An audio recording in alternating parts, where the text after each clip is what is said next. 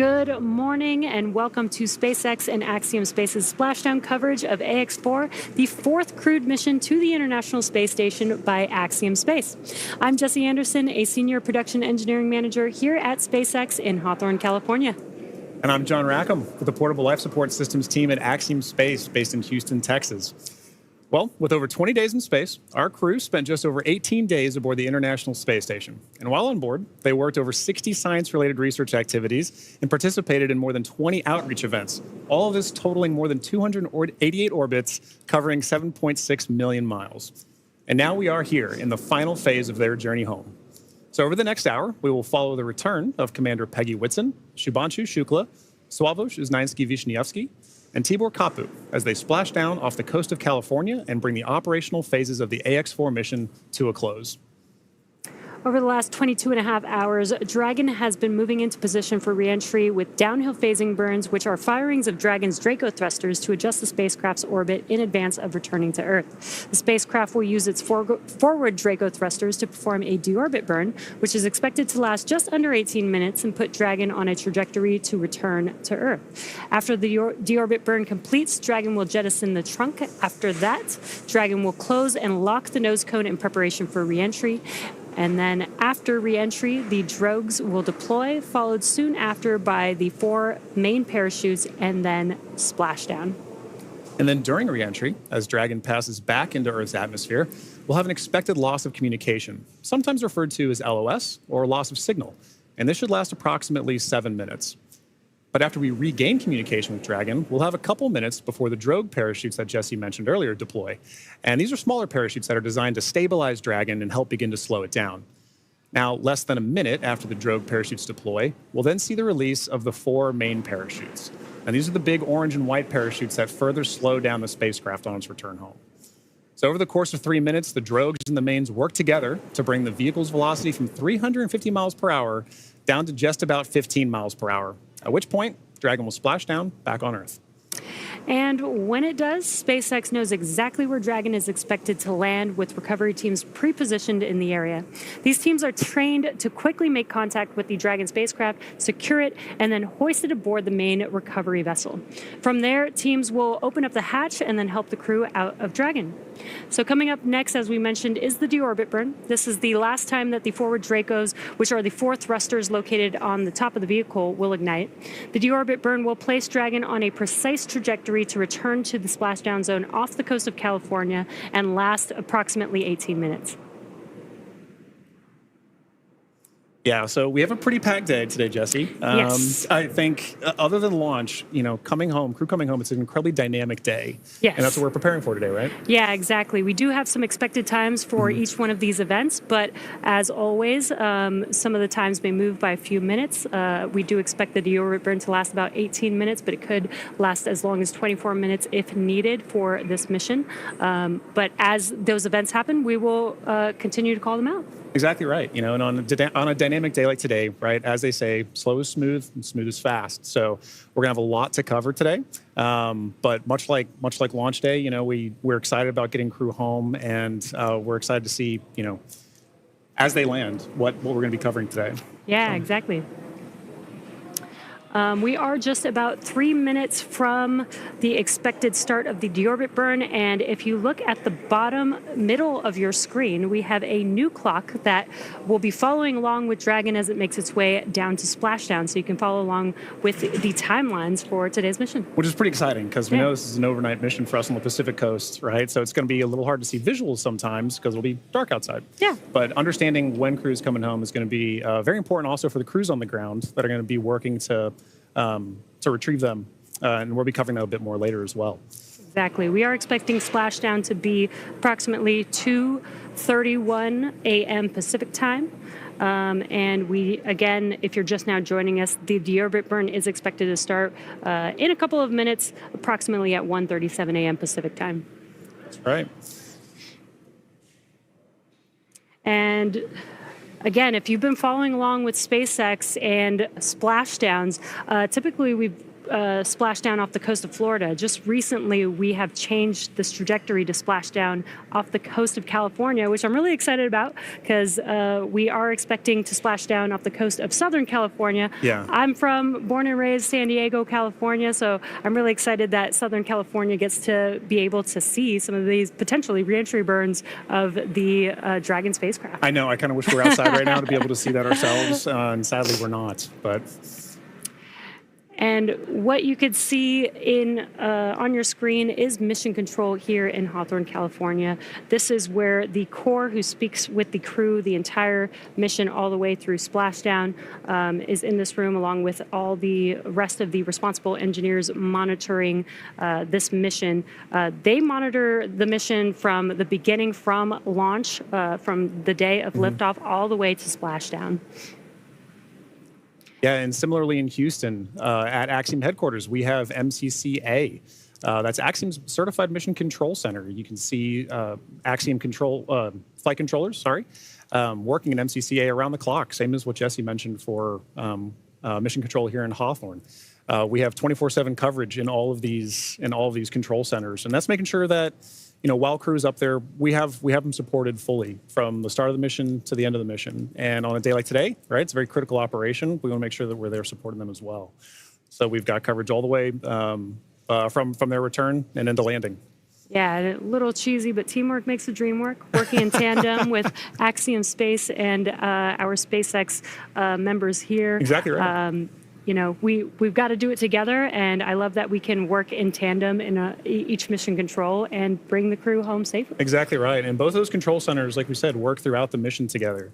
Right, on launch day, we have SpaceX's Mission Control Center here in Hawthorne working with Axiom's Control Center in Houston, as well as NASA's Control Center in Houston at Johnson Space Center, and Kennedy. So we have all these launch complexes that work together, all these control centers that work together, and that doesn't change throughout the course of the mission. It really does exemplify the teamwork that we have to make missions like Axiom 4 happen, or AX4 happen. And all those flight controllers that we see there, they go through a rigorous amount of training to get to those positions, right? To be able to support crew and to be able to understand what crew's going through so that they know exactly what's going on in that mission in that time frame. Yeah, exactly. And we are still waiting for the deorbit burn or confirmation of the deorbit burn to start. It should be starting any moment now. Again, we're just waiting for the call out. We do expect it to last approximately just under 18 minutes for this deorbit burn for this specific mission. That's right. And if you're just tuning in, after that deorbit burn, we'll then proceed into a few more dynamic operations following that. We'll look to be jettisoning the trunk after we do a claw separation. And then from there, we'll move into nose cone deploy and parachute deployment. Or nose cone closure, and then parachute deployment. So we've got a very full day coming up ahead after this deorbit burn starts. And we did get confirmation that the deorbit burn has begun. Again, it will last approximately 18 minutes, just under 18 minutes. Now, this deorbit burn is the last time those 4 forward Draco thrusters will fire. Dragon has not yet entered Earth's atmosphere. This deorbit burn is what will line the vehicle up and put it on its final trajectory to the landing site and off the coast of Florida today. Right now, our crew are using their screens to keep tabs on the burn duration, Draco thrusters firing, and trajectory details like entry angle, spacecraft perigee, and how much distance remaining until deorbit burn termination.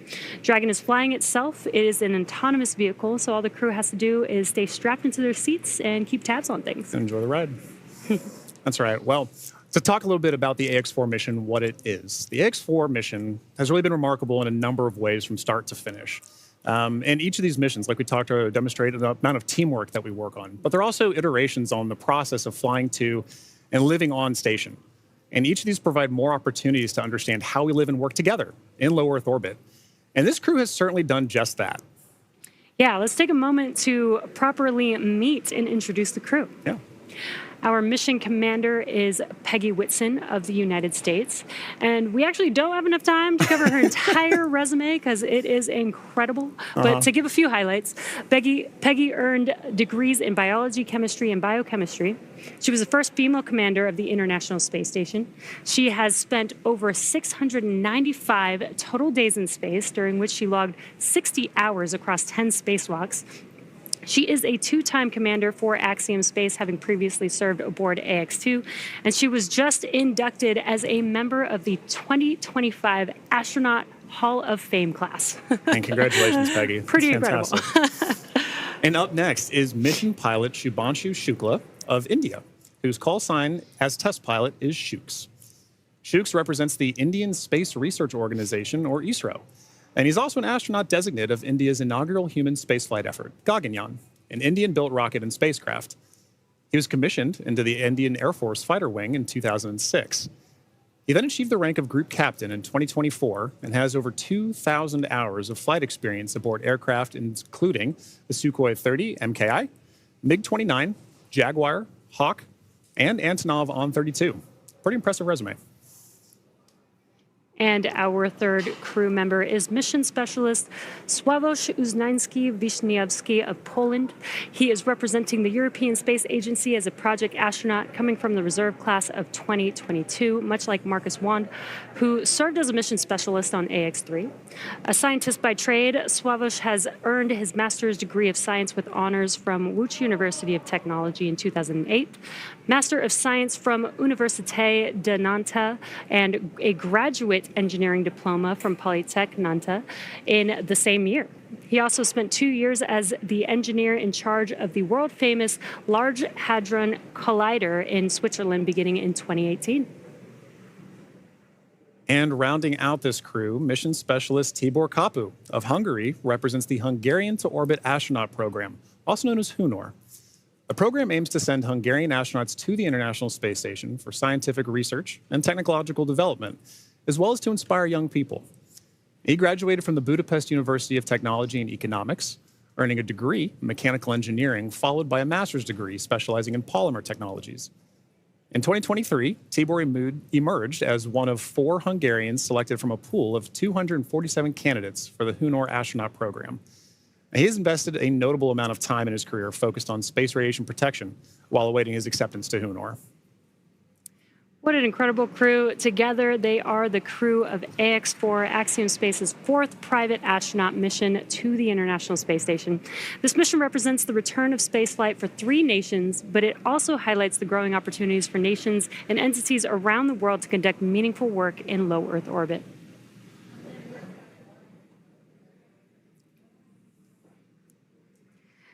And we are, again, if you're just now joining us, the deorbit burn has begun for the crew, and this deorbit burn lasts just under 18 minutes. So we still have about 10 more minutes to go in this burn, and we are patiently waiting for that burn to conclude. Exactly right. And at the end of that burn, like we mentioned earlier, if you're just now joining us, we'll move into claw separation and trunk jettison before we move into nose cone closure and then parachute deploy. So we've got a few dynamic operations that are coming back to back, coming up here shortly. But, you know, Jesse, we were talking a little bit about that crew. I had the pleasure of meeting them a little bit before the mission, and you can really tell that this crew has taken it upon themselves to really make sure that a priority of this mission is outreach. They really want to ensure that who they are representing, the people that they're representing, are getting an opportunity to come aboard with them.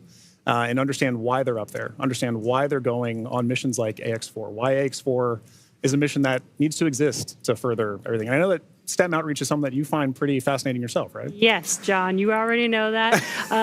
I love outreach. I think it's super important. There's so much technology emerging and growing and advancing, and I think it's super important for the young people to get interested in it while they're young, so they can further explore that interest when they do get older and when they can, go to school or go into a professional field. So I think it's great that this crew specifically did multiple outreach events during this over mission. 20, I think you said, right? Yeah, and it's one of those things too where for a lot of times this may be these kids' first times getting to understand like what goes on the International Space Station. What kind of things can we research in space?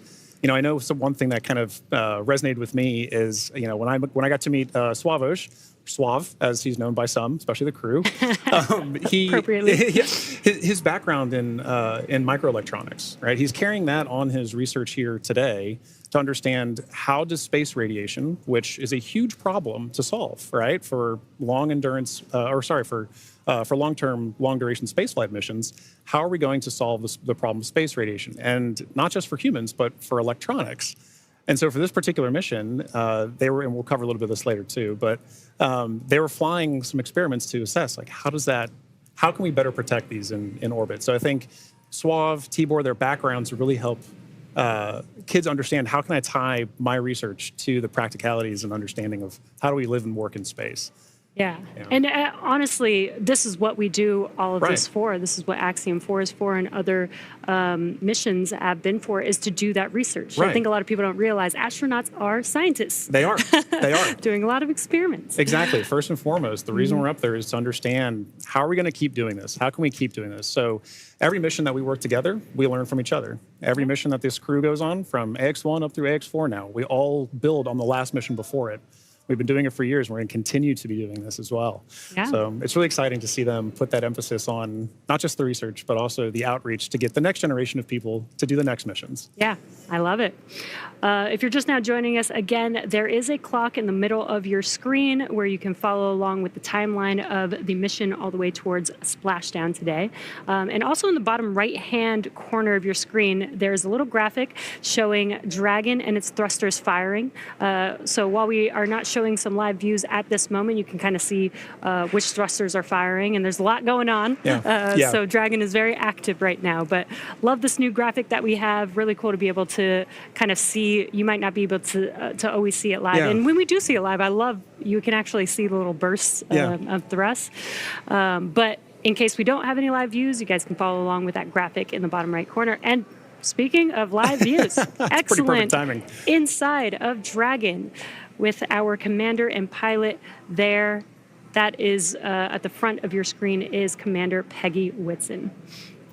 And if you're looking right past Peggy Whitson as well, you can see our pilot Shubhanshu Shukla interacting with Dragon's controls there right now. But as you mentioned, Jesse, Dragon is a fully autonomous vehicle on this way home. So kind of tying back to one of the things you mentioned earlier, being able to see the thrusters firing like that really highlights a good point. When we don't have direct camera feeds like what we just saw, we still get vehicle insight. We still get spacecraft insight. When we talked earlier about what the mission control centers are for, that allows us to get telemetry to that vehicle for ground crews to understand what is the vehicle doing, and allows us to share it with everybody here to get insights of the mission. Yeah. Very cool. And it is, I love these live views. Yeah. But it's really hard to believe that it's been 5 years since Dragon radically changed how humanity gets to space. After the space shuttle program ended in 2011, NASA astronauts primarily used the Russian Soyuz spacecraft to travel to and from the International Space Station. From 2011 to 2020, the Soyuz was the only human-capable launch vehicle available, and in December of 2010, Dragon became the first commercially built and operated spacecraft to be recovered successfully from orbit. And that mission, known as COTS-1, was the first demonstration flight for NASA's Commercial Orbital Transportation Services, or COTS program. And the purpose of COTS was to develop and demonstrate commercial sources for cargo resupply of the International Space Station. Now, fun fact, the Dragon that flew on this historic mission is currently actually hanging behind John and I in front of SpaceX Mission Control Hawthorne. And just 10 years later, in May of 2020, Demo 2 launched astronauts from U.S. soil for the first time in nearly a decade. Demo 2 was Dragon's first human spaceflight mission. The spacecraft, named Endeavour, carried NASA astronauts Doug Hurley and Bob Behnken to the International Space Station in the first orbital human spaceflight launch from the United States since the final space shuttle mission in 2011, and the first ever operated by a commercial provider. And I remember that day very well. Yeah. One of the most exciting missions, probably my favorite mission of all time, really. Yeah, and another fun fact about Endeavour, too, that was the first mission for AX1. Oh, that was the Dragon they flew on AX1. Exactly.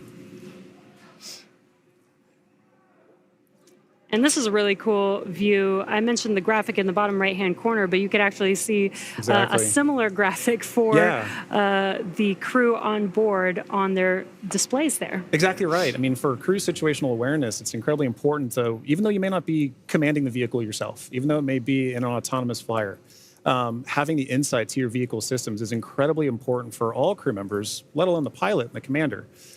So our commander, Peggy Whitson, and our pilot, Shubhanshu Shukla, are maintaining close situational awareness on the vehicle systems there, like we saw a minute ago, being able to watch thruster firings, understand where they are kind of on their mission home. Yeah, and they are sitting inside of Dragon. They're strapped into their seats, so they can't really see what's going on the outside, but they can hear the sound of the thrusters firing. It may sound a little bit different to them than here on Earth, but it also helps them, as they're monitoring, helps them understand what's happening, what those sounds mean. So again, that they have the full awareness of everything that's happening with the spacecraft. Exactly. Now, alongside the NASA missions, Dragon has also flown several private missions to orbit. In September of 2021, on the Inspiration 4 mission, Dragon became the first private spacecraft to take an all-civilian crew to orbit. And the following year, Dragon flew Axiom Mission 1, the first all-private astronaut mission to the International Space Station in collaboration with Axiom Space. Now, the first of now 4 flights together with Axiom Space to take commercial crews from around the world to the International Space Station. In September of 2024, the Polaris Dawn mission delivered the first commercial spacewalk.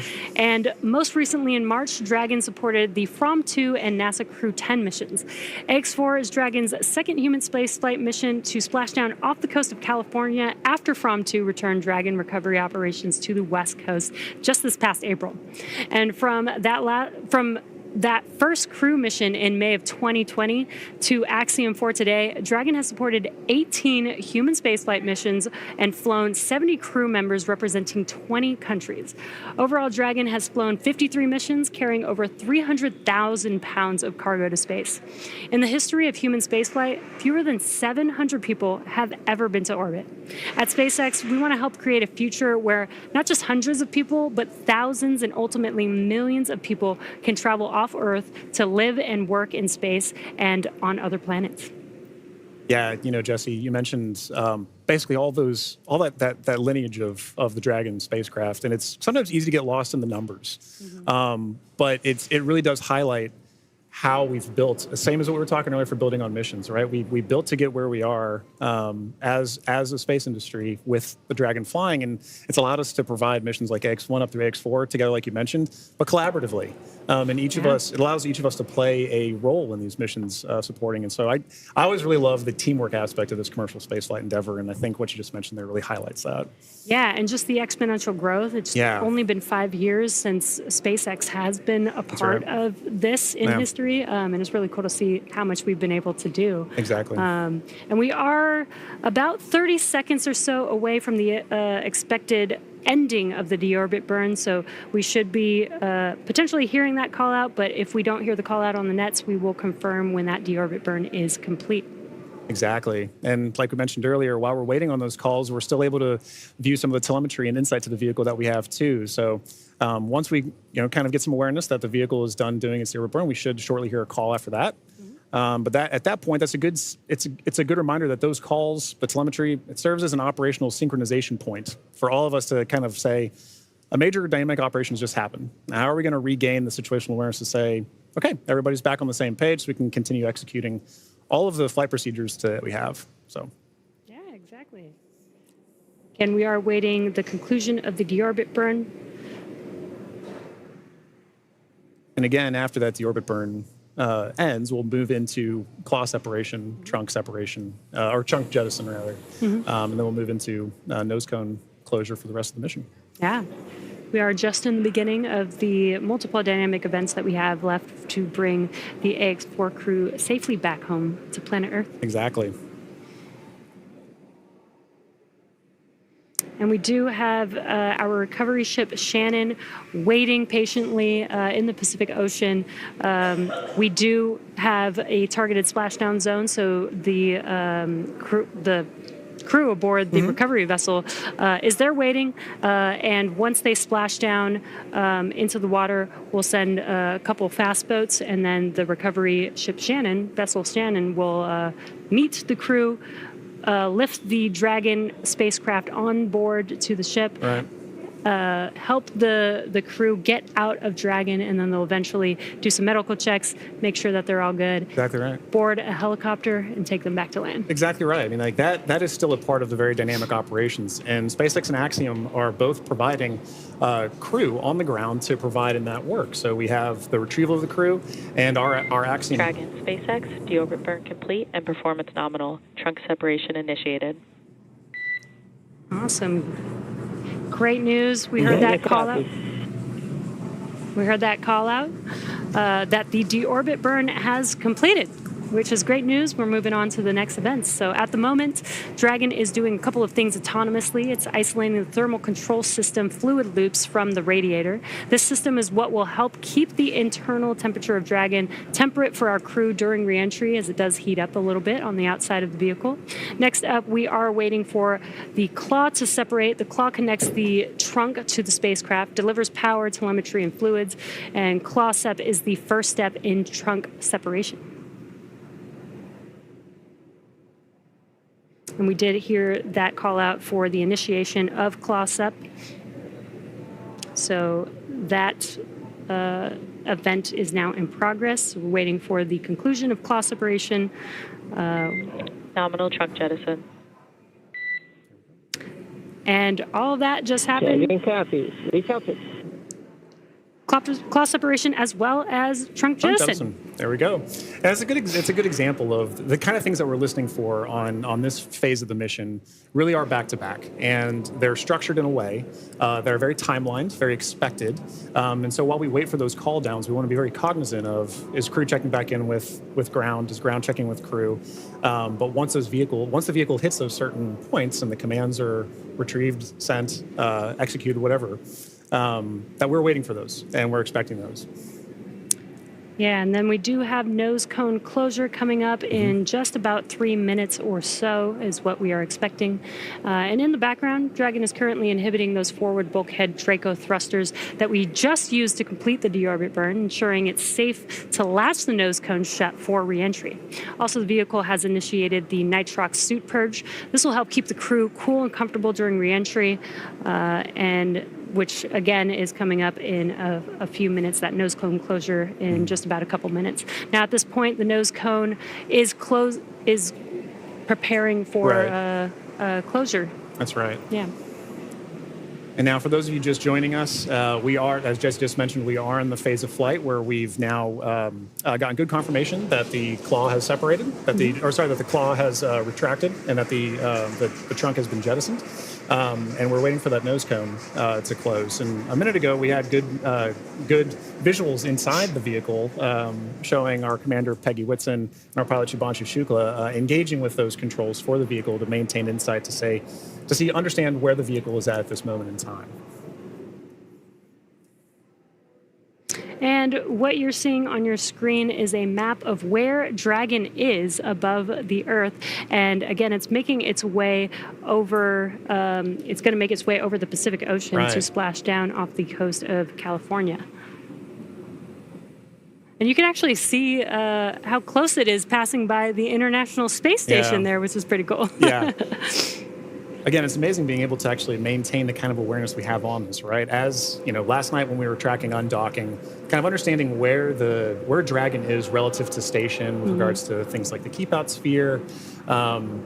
It can be easy on a day like splashdown when we're not talking about from undocking from the space station, to still be able to maintain awareness of where we are relative to it. I think in our orbit is fascinating. Again, we are waiting nose cone closure. And if you've been following along SpaceX, reusability is extremely important to us. That is what nose cone closure is for. In previous Dragon designs, we used to jettison the nose cone, but being able to close the nose cone allows us to just reuse it.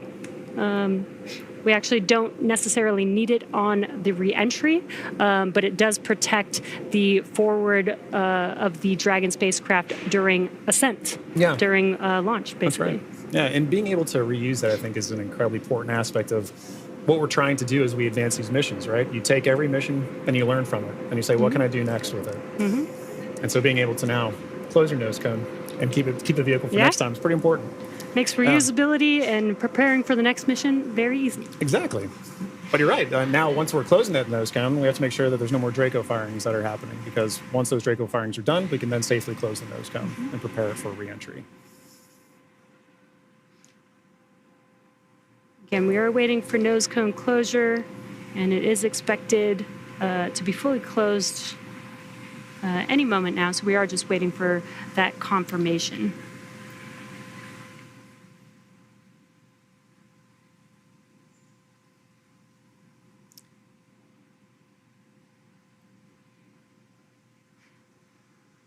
And if you're just now joining us, the crew has already completed a deorbit burn, which lasted about 18 minutes long. We had claw separation and jettison of the trunk, and nose cone closure is now in progress. Again, we're waiting for that nose cone to fully close, and then we'll begin to reorient the vehicle as it's lining up with its landing zone and prepare for re-entry through the Earth's atmosphere. That's right, and that landing zone for today is in the Pacific Ocean. In previous Axiom missions, we've gone to the Atlantic, but for this mission, we'll be splashing off the coast of Southern California. And at that point, once crew has landed has splashed down, rather, sorry, we'll be dispatching crews out to the crew to retrieve them, pull them aboard Shannon, our SpaceX's retrieval vessel, and at that time, ground crews will also be assessing crew, making sure they're okay, and Axiom Space personnel will also be providing support to the crew as we pull them back on board. Yeah, and what you saw on that graphic is we do have a few different splashdown zones. Today, we are expected to splash down off the coast of San Diego today. And there you can see the trajectory that Dragon is going to be making as it makes its way to that splashdown zone. That's right. So if you're in Southern California, you should get some pretty good views. We won't have any here today. We're inside. But we will be following along closely, obviously. Once those parachutes deploy, we get good visual confirmations of crew. It's important to note that the ground crews will know exactly where Dragon is landing, or splashing down, rather. And at that point, we'll be able to go out and retrieve them. But prior to that, you should get a pretty good view of Dragon coming in. Yeah. I think it's a pretty cool view. I've seen the videos, haven't seen it in person just yet. Hopefully one day I'll get to see re-entry of a crew. But if you're in Southern California and you go outside in about 15 minutes or so, you might be able to see it. That's right.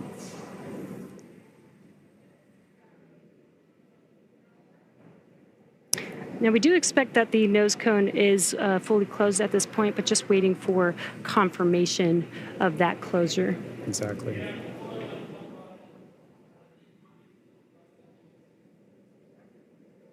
Again, the nose cone helps protect the forward bulkhead thrusters and just the forward section of the Dragon spacecraft during ascent.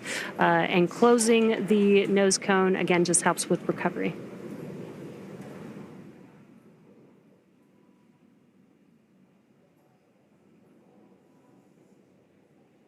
So far, we've had a pretty smooth return home. Yeah.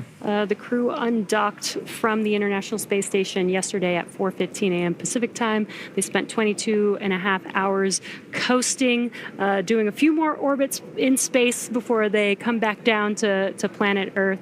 And we're just under 30 minutes from them splashing down. And again, we have this new clock on your screen, in the middle of your screen, where you see that countdown to splashdown, which I love, because now you can see there's about 26 minutes before we expect them to splash down in the Pacific Ocean off the coast of San Diego today. Yeah, I think having the countdown really helps bring home that they're almost here. It is time for the AX4 mission to come to a close, but this is just the dynamic phase of the missions that's coming to a close. There's so Dragon, SpaceX, nose cone secured for entry. Dragon copy, nose cone secured. And great call out there. Yep. The nose cone is now fully closed, ready Excellent for reentry. confirmation. And what you're seeing on your screen is the core, the crew operations and resources engineer. That's who was talking with the AX4 crew just now. Right. Now, once it's time for our crew to splash down back on planet Earth, they'll be heading to one of several targeted sites supported by SpaceX. Until recently, Dragon recoveries primarily occurred off the coast of Florida. This year, SpaceX moved Dragon recovery operations off the coast of California to allow Dragon to complete its deorbit before safely jettisoning the trunk over the Pacific Ocean.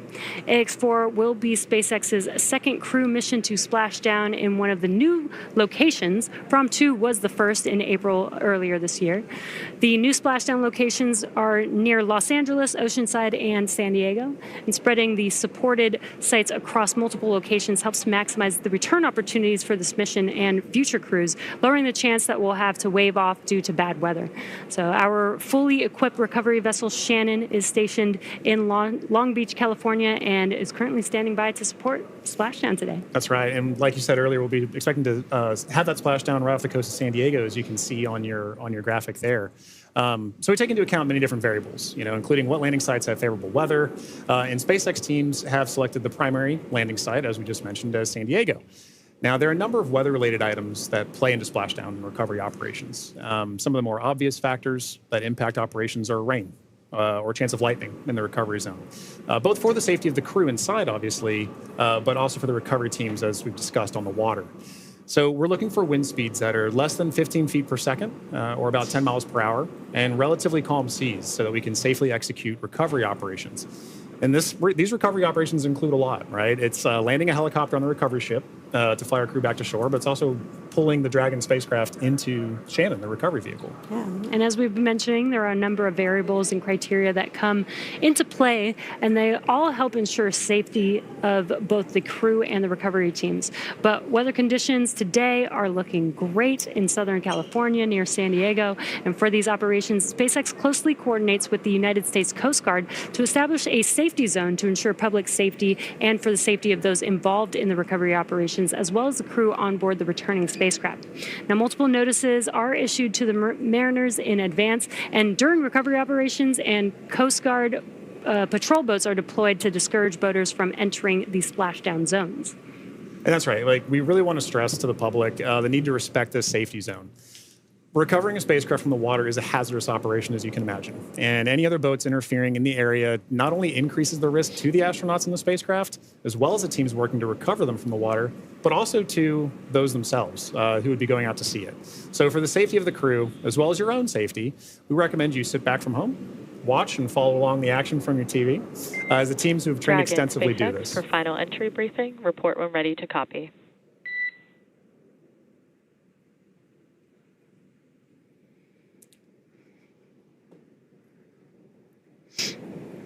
Dragon's ready to copy.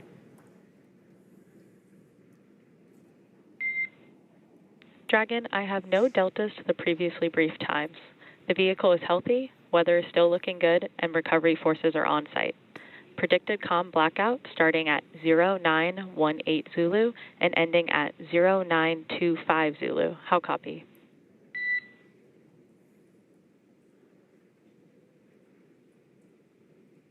No deltas to the timeline. Everything's healthy and weather looks good. 0918 to 0925 for the COM blackout. That's a good readback, Dragon. And with that, I'll be looking for you to verify that tablets are secure, visors are down, and restraints are tightened no later than 150 kilometers. Dragon copy. Welcome.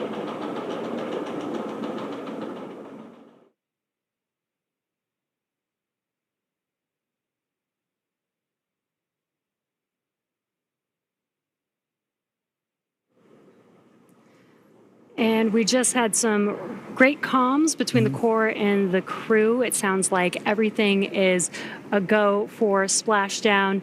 We are expecting the blackout period to begin at 2:18 a.m. Pacific time. That lasts about 6 minutes, completely expected. We will lose comms with the spacecraft as the vehicle heats up with plasma around it, but we do expect them to pass through that in about 6 minutes and regain comms after that. So really exciting, about 21 minutes away from splashdown. And as you might imagine, astronaut training can be extensive, from training that is specific to each crew member's role to learning SpaceX protocols, space station systems, and preparing for the science and outreach activities that they'll be conducting in space. Private astronaut training is rigorous. In addition to the training in the field like they do through NOLS, or NOLS, the Axiom 4 crew spent about 35 days training inside of Dragon. Now, to prepare them for flight, our teams at SpaceX spent the last several months teaching the crew about orbital mechanics and how to live in microgravity. While this was more of a review for Peggy Whitson, for the rest of the crew, this was their first time flying on Dragon. The training program includes nearly 100 different lessons covering all aspects of the flight. The crew spent time inside of our Dragon training spacecraft to run simulations of ascent, the International Space Station rendezvous, and re-entry. And they also spent time at the launch pad in our suit-up room and working through emergency procedures that would be necessary in the unlikely event of a pad abort scenario. And beyond those critical trainings from SpaceX for the ascent and return phases of the mission, Axiom Space has facilitated a host of efforts over the last 10 months to ensure that the crew and all of those who support them, like ground operations, mission control, flight controllers, are all ready for the mission while on board station.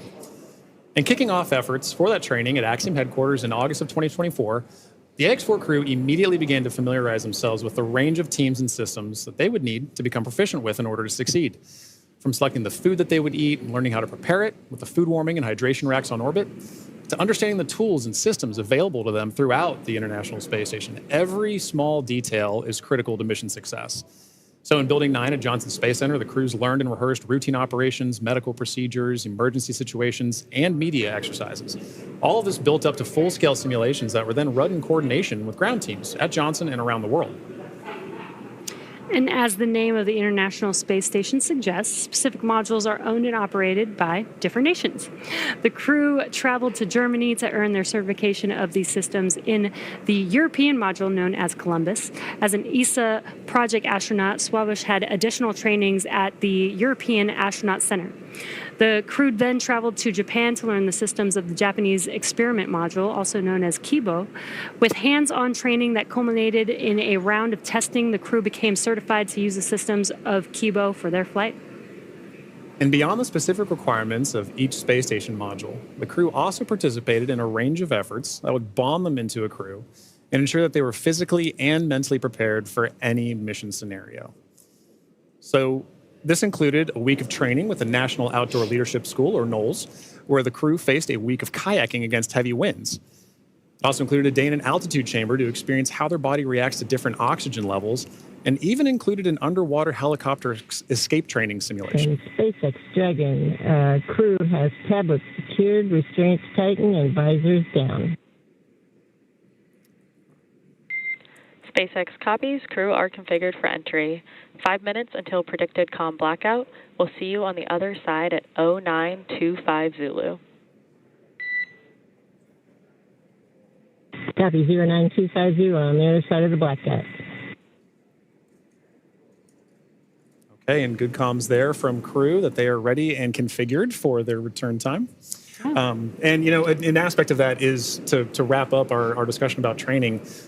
That's a major training point for crew, understanding how their return phase is going to look so that they know, let's go ahead and call ground and let them know that we're ready for maintaining it. So training really is at the heart of any successful mission. You plan, you train, you fly in that order. Yeah, exactly. Training prepares every astronaut, even those very experienced like Peggy Whitson, and she also did retraining with the AX4 crew. It's important for the crew to train together. But this prepares them for any phase, any potential scenario in their mission. Exactly right. You know, and missions like this are important milestones for everyone involved, from the crew members who fly to those that they represent, to the host of scientists and engineers around the world who have an opportunity for their research or their technology to be tested in microgravity. Everyone learns from these missions. And for Axiom Space, this is at the heart of why we do these missions. We're building opportunities for others to advance what is possible and expand what is known. And we want to enable every human everywhere to take part in this. Now, after a beautiful launch on June 25th, the AX-4 crew docked with the International Space Station a little over a day later, opening the hatch and greeting the Expedition 73 crew on June 26th. The crew shared some good words in a welcoming ceremony and an astronaut pinning that we don't have there, but did happen, before quickly getting to work on their extensive itinerary. Each crew member brought with them a host of research, technology demonstrations, and outreach objectives, ranging from human physiology to space radiation impact studies, and even some gardening while they were up there. So this crew maintained a very full timeline, but they prepared for this, part of their training. Each crew member wanted to ensure that every minute of this mission was utilized and that all of their objectives were hit. So Peggy, Shukes, Suave, and Tibor were ready to work with their time on board. Over the course of 18 days on board the station, they accomplished over 60 research activities, as well as more than 20 outreach events. But as their time on station came to a close, the AX-4 crew participated in a brief farewell ceremony where they said their goodbyes to the Expedition 73 crew. And now for more details on the incredible work performed by this crew on orbit, check out axiomspace.com to see more. Yeah, I love that this crew did so much outreach. 20 events in 18 days is pretty remarkable. Yeah, it's so pretty very impressive. Impressed, plus the 60 experiments on top of that. So I mean, and as we discussed earlier, it was a huge priority for them to be able to conduct those outreach events for the people of their countries who may not have had a chance to talk to an astronaut, to understand why are we going to space. Now they have a better understanding of that. And like you mentioned earlier, it's get them started young. Let them understand the passion of it. I know that my nieces, my nephew, right, they're excited about space. Yeah. They want to be involved in space too. So I can only imagine getting a call from Tibor, getting a call from Suave, and understanding what are we doing up there. Oh, that would be so awesome. Yeah. Now we are expecting that blackout period coming up here in just about a couple of minutes. Now this blackout period, this is when the Dragon spacecraft re-enters back into the Earth's atmosphere. What's going to happen is there's going to be a lot of plasma buildup as it's getting more through the atmosphere. And that plasma is getting to about 3,500 degrees Fahrenheit, building up around the spacecraft. So we will be losing comms. This is expected. Today we're expecting it to last about 6 to 7 minutes, and then we'll regain comms. And you'll probably hear the core after the expected blackout period time has ended. Make some comms, some calls to the crew until they regain the comms and get confirmation from the crew that they can communicate with each other. That's exactly right. You bring up a good point. An expected loss of comm, or sometimes you'll hear loss of signal, or LOS. It's an expected part of spaceflight. It is planned for. They are predictable, and mission operators or flight controllers work through that to understand when are we going to be able to have and maintain communications with the vehicle, communications with crew, and that can happen at any time during the spaceflight. So for this 5 minutes, right, based on the physics you discussed of the vehicle heating up, it's going to happen, and ground crews can predict for that and work around it. But it's a good reminder that we're waiting for those verbal cues, not just visual cues that we'll get. So we've been able to see some visual cues today of crew in their suits, but also be looking for visual cues later, right? Good parachute deploy. We're also listening though for good verbal cues. So we heard a minute ago, Commander Peggy Whitson was calling down saying that crew is in a good configuration for us to go into this period of no comms. Yeah, and we do expect that blackout period has probably begun at this point. That's and right. Speaking of visual cues, I've had the opportunity to talk to some of the astronauts that have flown on our Dragon spacecraft, and they've said it's kind of one of the most spectacular sights they've seen. Really? With different, they said it looks like sparks outside of the window, but with multiple different colors, multiple different looks of what that plasma heating up around the vehicle looks like. So they should be experiencing that right now. The AX-4 crew still inside of the Dragon spacecraft. Again, this blackout period will last approximately 6 to 7 minutes. And again, we won't hear any comms throughout this period until the expected blackout time is complete, and then we'll start hearing comms from the core calling out to the crew. That's right. As we begin the second half of entry, Dragon is now beginning to flush nitrox into the cabin and continuing to top off the AX-4 crew's suits with cool air. Again, this is what will allow the cabin temperature to remain comfortable while, as I mentioned, the external temperatures reach 3,500 degrees Fahrenheit. The heat shield is pointing forward, leading the spacecraft to the landing site.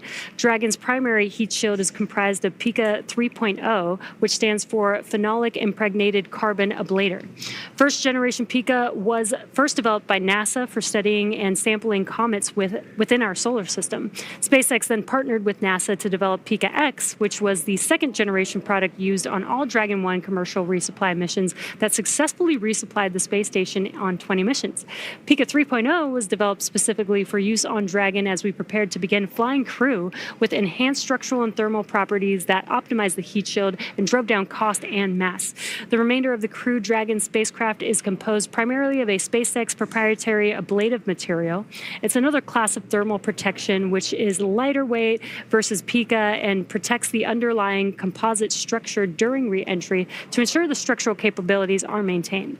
Now, while Dragon will experience temperatures well over 3,000 degrees Fahrenheit during peak re-entry conditions, the characteristics of the TPS or thermal protection systems, coupled with the ECLIS environmental control and life support system in the pressurized interior, will ensure that the AX-4 crew will stay cool and comfortable during all the phases of re-entry through splashdown with all that heat surrounding them. Exactly right.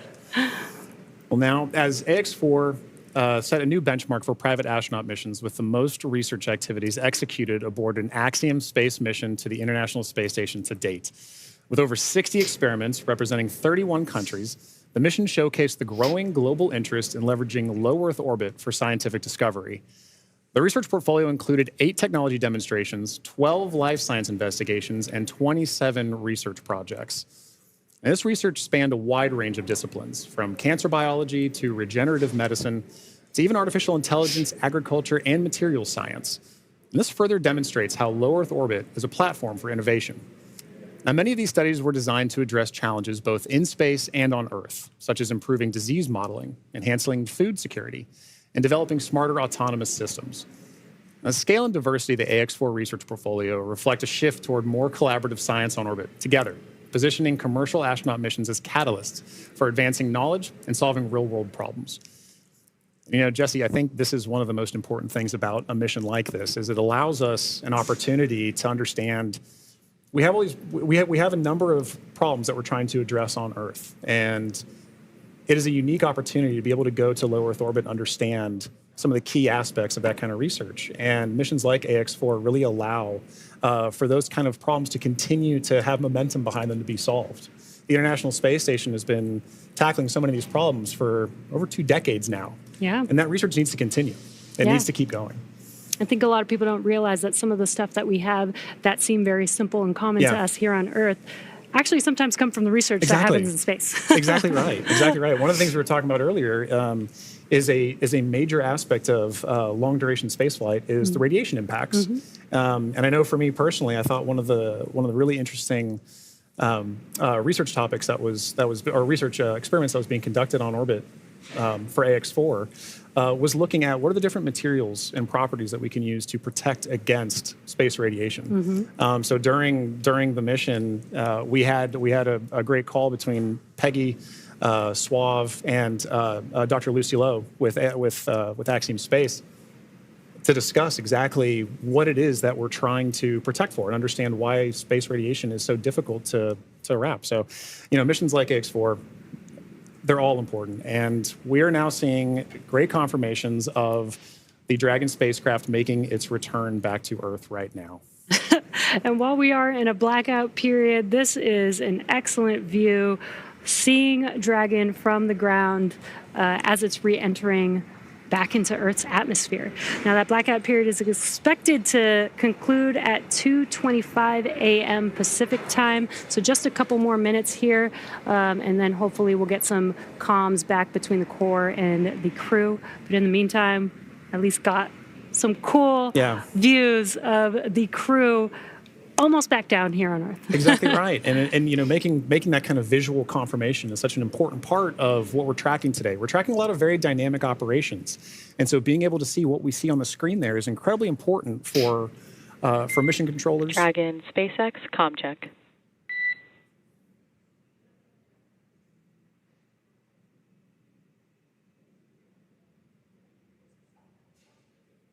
Again, we may not hear the crew until they do get those comms back, that acquisition of signal. Dragon, SpaceX, comm check.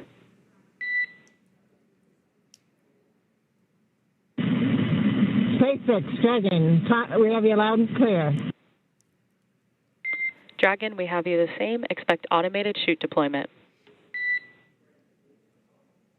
Dragon copies, automated chute deploy. And great news, as you heard there, we got comms from the X4 crew. That's exactly what we're waiting for, and I love that you can hear the excitement in Peggy's voice, too. Yeah. It's like she's done this before. Maybe a few times. A great live view on your screen inside of Dragon as they are re-entering the Earth's atmosphere. And we did hear confirmation that there will be the automatic drogue and parachute deployment coming up here shortly. And on your screen with that great live view. GPS converge. Expect nominal altitude for drogue chute deploy. Copy. Nominal GPS chute deploy. And we're going to hear a lot of comms back and forth throughout these last 5 minutes here as the Corps will be calling out their altitude as they're making their way down, as well as when the drogue parachutes deploy and the main parachutes deploy. And then as they get closer and closer to Earth, just keeping the crew updated with how close they are before splashdown so that they can expect that splashdown. Exactly right. Exactly right. And those are the things that crew that you're seeing there on the left side of your screen are following along with their onboard telemetry. And for you at home as well, you can see on your screens as well things like vehicle speed, vehicle altitude. All those are really important metrics that we're trying to understand as part of the visual confirmations, the audio communications or the verbal communications that we've gotten with crew. We're also getting vehicle communications and telemetry to all understand how we're looking as we lead up to these next 4 minutes before. And there you can see on your screen, the seats are rotating for the crew. This prepares them for that splashdown, so they do brace for drogue window. They do reorient the crew depending on the dynamic events that are happening, so the crew does lean back during re-entry. Crew is braced. And then they are sitting up a little bit more upright for those drogue and main parachutes to deploy. That's right. Having them in that position helps distribute the forces correctly so that when they're experiencing that dynamic event, they're as comfortable as they can possibly be. Yeah. We're now waiting for confirmation that the Dragon's chutes have deployed, coming up here just in under a minute or so. Just prior to the deployment of the initial drogue chutes, Dragon automatically safes the propulsion system. Dragon then deploys its drogue parachutes to stabilize and decelerate the vehicle.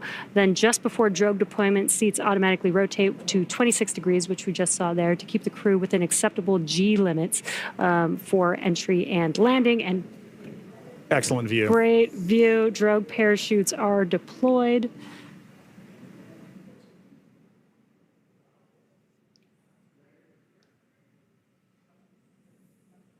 View looking forward. Drogue descent rate nominal. Descent rate nominal. Copy. Again, we're going to hear a lot of comms throughout this next 3 minutes here. This is looking forward on the Dragon spacecraft up at the chutes. Those drogue parachutes are fully deployed now, so we do expect those main parachutes to deploy here shortly.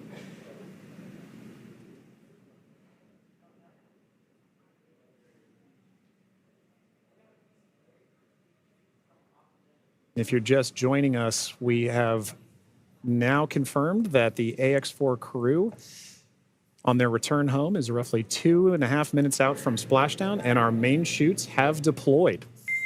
Main chute descent rate nominal. Copy. Main chute descent rate nominal, 1,000 meters for Dragon. We copy 1,000 meters. Great visual confirmation as well as those comms that the 4 main parachutes have deployed. Again, we are going to be slowing down the vehicle from 350 miles per hour all the way down to just about 15, 16 miles per hour by the time that the vehicle touches down and splashes down into the ocean. Exactly right. You mentioned these beautiful visual confirmations that we're getting. An important aspect of today's specific splashdown is that it's occurring at night. That's Dragon 800. Copy 800 meters.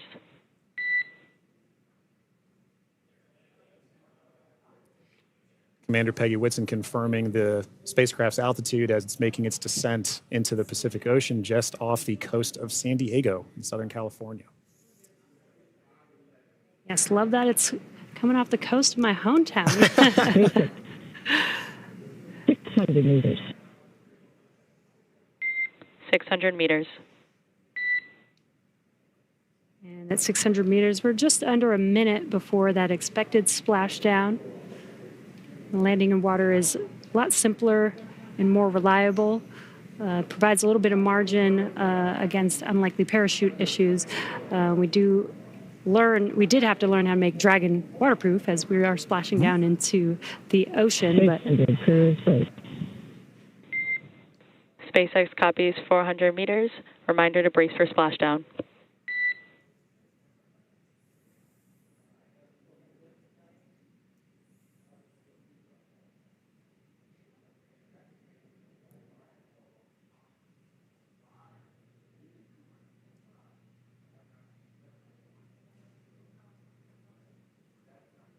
Oh, that's a pretty cool view. Yeah. That's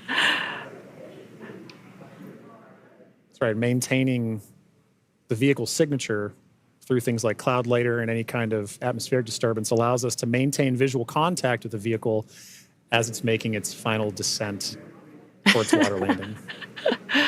And it's a little foggy, as you can see there. Yeah, Pacific fog is rolling in. We've got some very bright lights as Dragon, you can see the ocean there. Dragon is about to touch down in just a few seconds here. And working their way towards the vehicle are the SpaceX and Axiom support teams that will be present for the next phase of our splashdown coverage today. At this point, we'll be waiting for confirmation of the crew's safe landing, and then we'll move into the phases of this mission, which are really, let's recover the vehicle, let's recover the crew, let's make our assessments, and at that point, we'll be covering. And we have splashdown of the AX-4 crew back on planet Earth. Welcome home.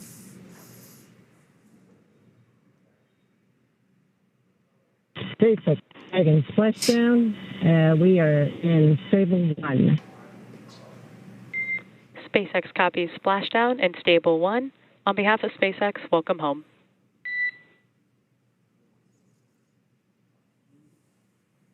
And thanks for the great ride and the safe trip, and Grace is happy to be back. We are happy to have you back home safely as well.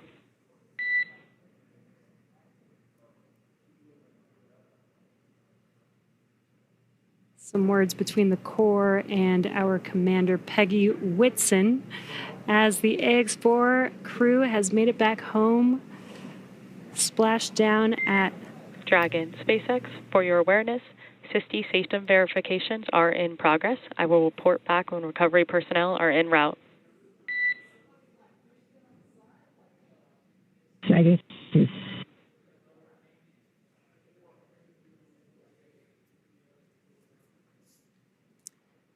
Yeah, so now you can see a couple fast boats are going to be approaching the Dragon spacecraft. They're going to start with making sure that the spacecraft is safe. They're going to do some sniff checks. They're going to pick up those main parachutes. As Dragon splashed down, the chutes were immediately cut to make sure there's no safety issues there. So we'll pick up those main parachutes up.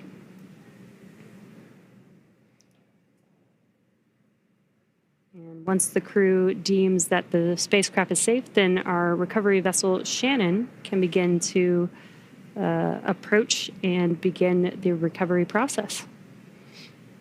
So we are now eagerly waiting on recovery of our Dragon spacecraft with the AX-4 crew. Dragon has already autonomously completed several steps to save itself following splashdown. So for those of you just joining us, the return of AX-4 has gone smoothly so far, and we just got great confirmation that crew has splashed down. So Dragon successfully re-entered the Earth's atmosphere, followed by deployment of its parachutes to slow the spacecraft down to a gentle 15 miles per hour. And at that point, they successfully splashed down in the Pacific Ocean at 2:31 a.m. Pacific time, off the coast of Southern California. So at this point, like you mentioned, Jesse, we are just waiting for Dragon's recovery from Shannon. Yeah, upon detection of landing, Dragon automatically releases the main parachutes to prevent wind from pulling the spacecraft. Dragon then automatically saves any pyrotechnics still present on the vehicle and may automatically perform additional minor system reconfigurations. The astronauts remain seated and in their suits at this point, but the onboard air conditioning keeps temperatures in check inside the spacecraft, and the communication systems on board remain powered so the crew can continue to communicate. And as we're watching, SpaceX has 2 fast boats in the recovery fleet, which move very quickly to get to the splashdown point. And those are being followed by Shannon, the main recovery vessel, which will move into position upwind of the spacecraft. The 2 fast boats have very specific roles here in these operations. The first fast boat makes initial contact and is focused on immediate safety inspection of the vehicle, checking for vehicle integrity and any presence of hypergolic propellant vapors. This ensures that it's safe for Shannon to approach the Dragon spacecraft. Now, once Dragon is cleared for full approach, the team begins rigging the spacecraft for water recovery by the recovery ship. The second fast boat is responsible for parachute recovery and also serves a redundant boat to the first. So we'll see a team member, we'll also see a team member rather on a jet ski helping to gather up the now detached parachutes that you mentioned came off. Jesse. Yeah, and it'll take a little over 10 minutes for the recovery crew to complete their safety checks. Then once they're complete, the team will begin preparing Dragon to be lifted into the recovery vessel. As part of the preparation for this lift, one member of the recovery team will climb on top of the spacecraft so that they can attach Dragon's hoist rings and connect the lifting lines. Now, it will take us less than an hour to raise Dragon to the recovery boat and remove the crew from the spacecraft. And then after medical checkouts, the crew will return to shore by helicopter and then be flown back to Houston. That's right. And each of these next steps are entirely dependent on the status of the crew.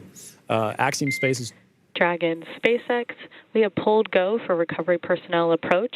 Expect fast boats alongside in 1 minute.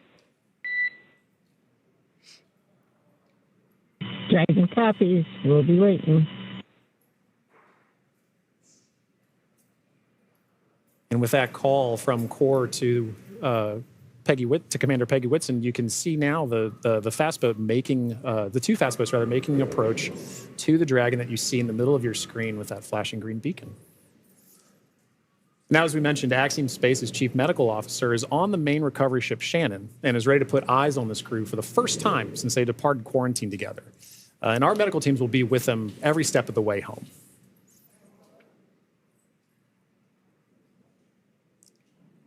It is nighttime, so we do have this infrared camera to help us see a little bit more clearly. That's the Dragon spacecraft in the middle of your screen there.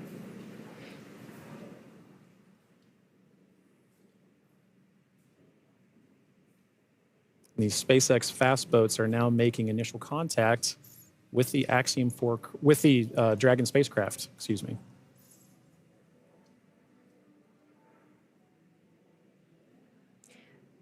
You can also see the red and green lights on Dragon, just similar to starboard and port on a ship. We have that for nights like this where it's a little bit harder to see the orientation of the vehicle, so those red and green lights help us understand which side of the vehicle and orientation that we are approaching.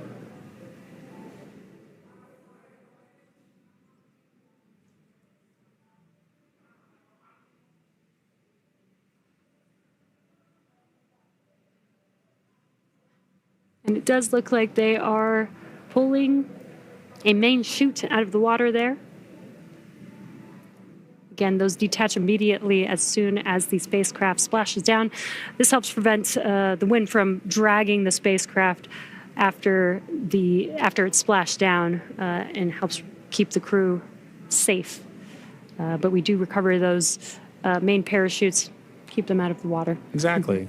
And as we just discussed, each of these fast boats has a very specific role that they play. That is all part of, again, the ground operations that support the retrieval and recovery of the spacecraft, as well as the X4 crew. So all of these are part of the ground training that's required in order to pull off those operations safely and successfully. So even though we're having, splashdown at night, right, we're able to ensure that we're executing smoothly, but executing successfully.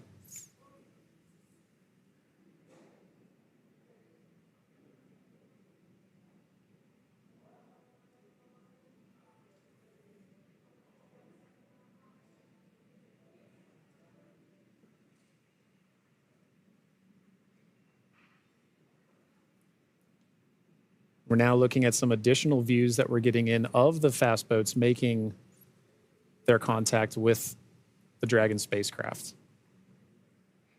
And we should be seeing a crew member actually climb on board the spacecraft, Yep. do some final safety checks, and then help begin setting up the rigging for the spacecraft to be lifted out of the water. That's right. It's all part of a coordination, a choreography of events, right? Getting from spacecraft is in the water. What are the next few steps that have to occur before we can get Dragon onto the recovery vessel Shannon? And this is a very key moment in that. Yeah, and right now you can see them doing the sniffs, making sure that there's no hazardous gas or chemicals around the vehicle and that it's safe for the team to actually approach and climb onto the spacecraft. And as always, the recovery crew is wearing the PPE necessary to perform these operations. PPE is personal protective equipment. And it's a good reminder that even in this phase of the mission, we're excited crew is home, but the job's not done yet. We're taking this time to make sure that we're operating smoothly, that we're operating safely, so that we ensure a safe return for the crew on board the vessel and back home to their families and teams. Yeah, we call conclusion of the mission when the crew egresses the spacecraft, and egress means to exit the spacecraft.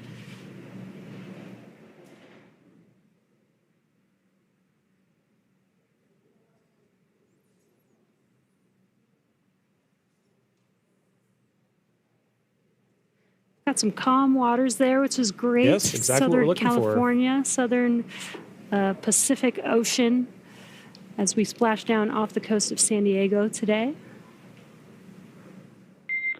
Dragon, SpaceX, hypergol sweeps, and unfired ordnance checks are nominal. Rigging is in progress. Approximately 5 minutes until capsule lift. We have SpaceX flight surgeon standing by. Please confirm crew are ready for post-splashdown PMC. Dragon, copy go, and we are ready for post-PMC. Copy that, Dragon. The next call you hear will be from flight surgeon on Dragon to ground privatized.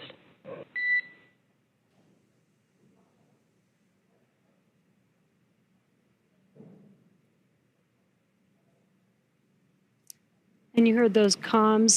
The team is going to do some medical checks. They are going to do that on a private net. And that's what those comms were, confirming that they're switching the nets that they will be communicating on.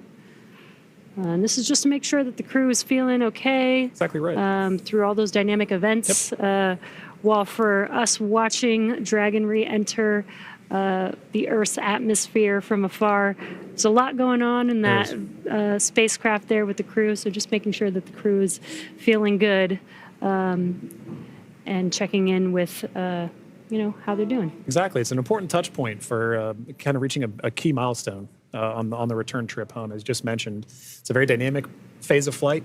And those private medical conferences or PMCs with a SpaceX flight surgeon really allow ground teams to be able to make an initial assessment of crew while the team is also, the ground teams outside are continuing to work that rigging. They mentioned it take about 25 minutes for crew to rig and then hoist the Dragon spacecraft into the recovery vessel. So while those operations are happening, crew will also be talking with ground medical personnel just to get an understanding of, hey, how's everybody doing? How are you looking forward to it? Yeah. And they did confirm that the vehicle was safe to approach. They did some hypergol checks, and they also checked the thrusters that did not fire to make sure that there are no leaks from those thrusters. We do have Super Dracos on the vehicle in case of an abort emergency during ascent. We did not need those thrusters on this mission.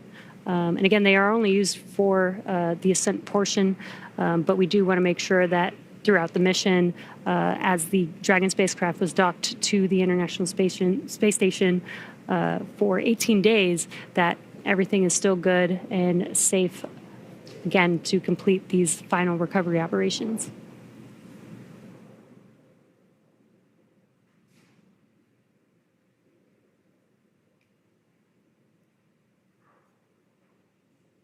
And again, it's a little dark because it's early, very early morning, but you can see the little window on Dragon and the light. Yeah, the little light inside there as the crew is patiently waiting recovery operations. It's a very different view that they're having outside that window than they had for their flight up and their flight home. Yes. But all the same, I'm sure that they're also glad to say, hey, we're home. If you're just joining us from home, you are seeing live views of the Dragon spacecraft that has returned home from the Axiom 4 mission. After launching on June 25th, the Axiom 4 mission... Dragon SpaceX, Dragon to ground is now unprivatized. Com check. We have you loud and clear on Dragon ground. Copy, Dragon. We have you the same.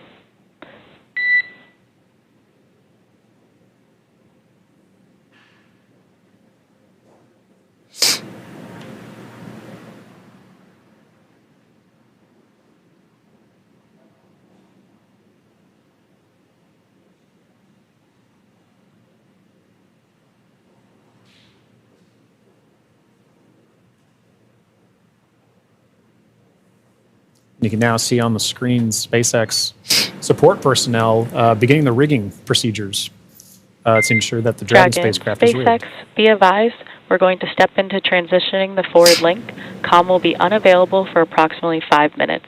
Rigging continues nominally. Dragon copies, 5 minutes. LOS.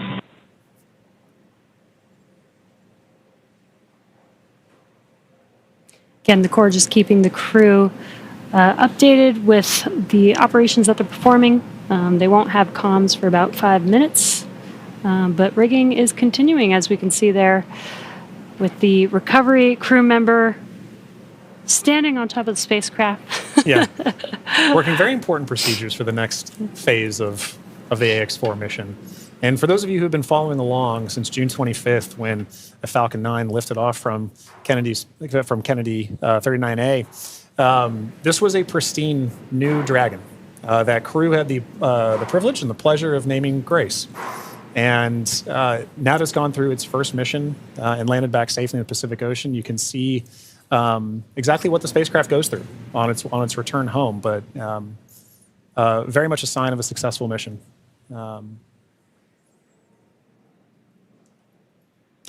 Yeah, I love the tradition that the first crew that flies in the spacecraft get to name the spacecraft. And Peggy Whitson had some great words on why they named the spacecraft Grace, which I think is amazing. And we've got a great fleet of Dragon spacecraft. And speaking of Commander Peggy Whitson, she's actually our third frequent flyer. Yeah. Our first frequent flyer was Michael Lopez Alegria from Axiom Space. Yeah. Second being Jared Isaacman when he flew on the Polaris Dawn mission. And now Peggy Whitson flying for a second time on a Dragon spacecraft. At SpaceX, we're trying to make these vehicles reusable, just like aircraft when you fly and fly over again multiple times a day. And we're getting closer and closer to that with the same crew members flying again, which is awesome. And it's important to note, right, that kind of mission-to-mission lineage, right, allows crew members like Peggy Whitson, like Michael Lopez Alegria, to better help inform the next crews that are coming with them, right? The more familiarity that you get with the vehicle, the better equipped you are on your mission. And I, as a personal Peggy super fan, I cannot imagine a more fitting astronaut to be able to give a name to a new vehicle. I love the messaging behind why they chose to name it Grace. And to your point, Jesse, about the frequent flyers, I loved that during launch we could see I don't know if it's a new tradition potentially, but we got to see some boarding passes that SpaceX provided to the AX4 crew, and because of her frequent flyer status, Peggy Whitson got a gold boarding pass, and I absolutely adore that she was able to have that distinction. Yes, just add it to her resume. Yeah, you can add it to the resume. SpaceX frequent flyer.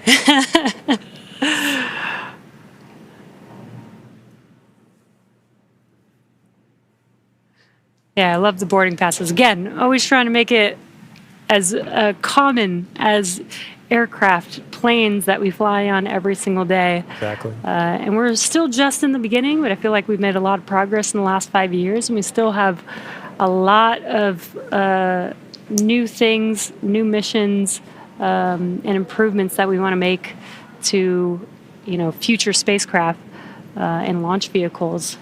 So I'm excited for the future. I really do believe that we could get to aircraft, plane, regular flight, multiple flights a day within our future. I think we can. And human spaceflight it's a team sport, and it is something that you are always learning from. No matter how commonplace any of these missions get, right? There is always the amount of training that you put into it to execute that plan, train, fly mentality, and being able to perform these missions, being able to say that Peggy has flown on multiple Dragon spacecraft at this point, kind of highlight that every time she's going to still go through the same training that she did for the last mission, that all these crew members, that all of the ground support personnel are going to be ready to support missions like these from even well before crew is on the launch pad, all the way through splashdown, pulling them onto the recovery vessel here for the Dragon spacecraft. And you can see on your screen both the fast boat and the recovery vessel Shannon making approach to Grace, our Dragon spacecraft.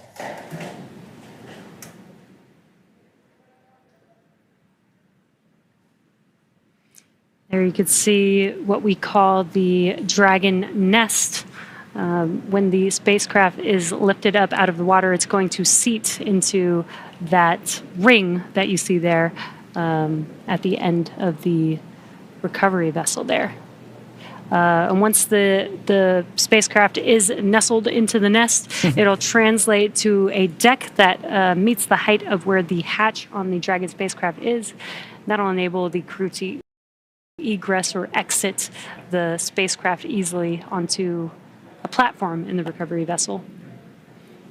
And talking about the crew, Jesse, we've mentioned this idea of this kind of understanding the aspects of spaceflight, as mentioned earlier, being able to do STEM engagement on the mission, but also being able to spend time and honestly, your crew commander being somebody like Peggy Whitson, for Shukes and Suave and Tibor to be able to take that knowledge back to their respective space agencies and to their countries is a huge step forward for what you just mentioned earlier about making sure that that human spaceflight as a team sport continues for everybody to understand what's going on, because now Shukes and Suave and Tibor have a very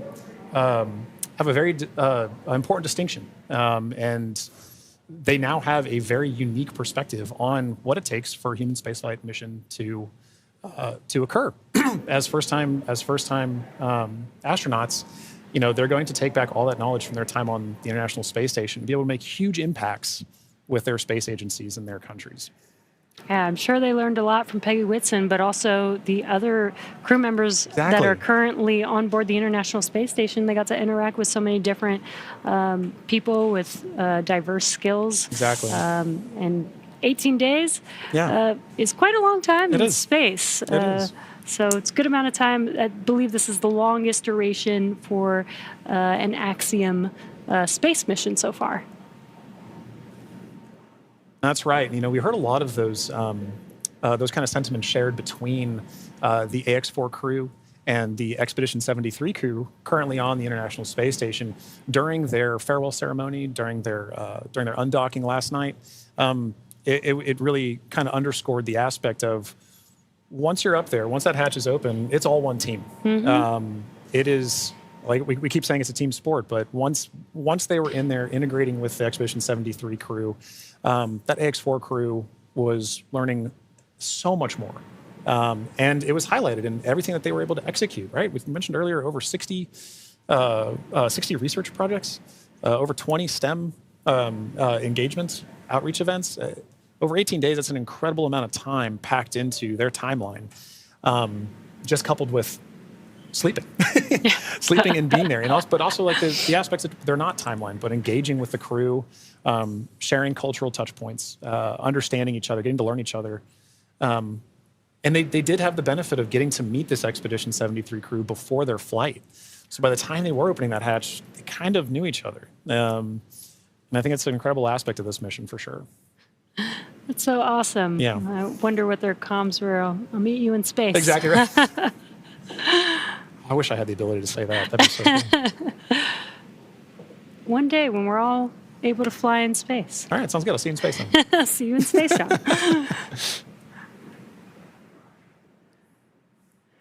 Looks like we're getting closer. They are pulling the spacecraft towards the recovery vessel. Looks like we're rigged up, and you can see the hydraulic lift moving forward and down. And then it will begin to lift the spacecraft out of the water and again into that Dragon nest that you see there on the recovery vessel.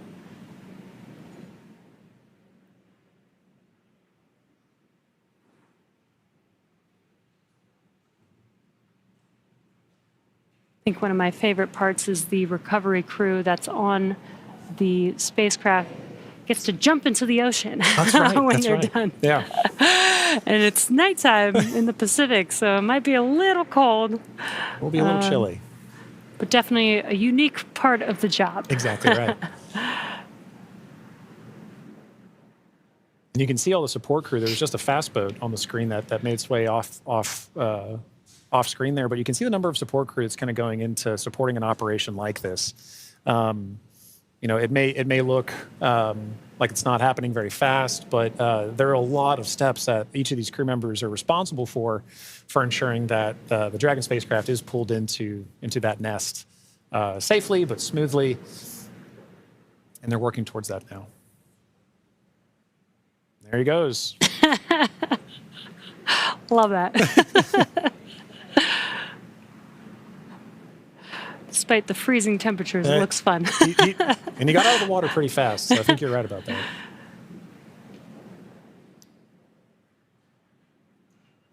All right. Looks like lift is about to begin.